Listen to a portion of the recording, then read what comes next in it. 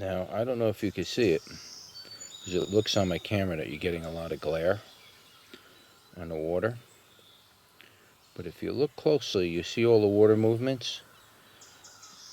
Those are all tadpoles coming to the surface, I guess, to get a gulp of air. You will see dozens upon dozens of them.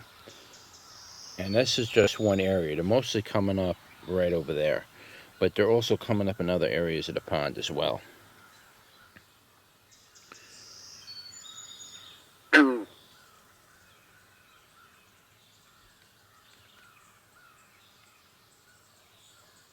looks like there's some kind of glare on the surface of the water, so you may not be able to see them quite the way I'm seeing them.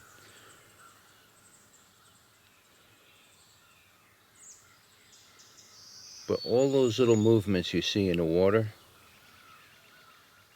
those are tadpoles coming up to the surface.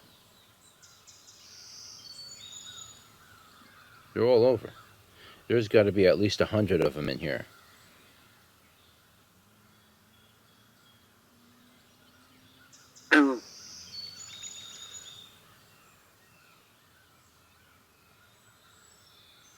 I am going to have a lot of frogs this year.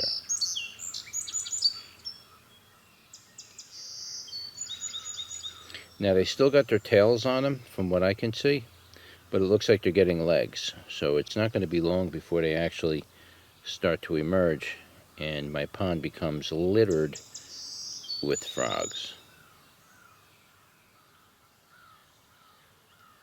I'm not sure if I can... No matter what I do, it looks like you're going to get glare on the water. Anyway, I figured I'd share that with you. Show the evolution of the frog in my backyard pond.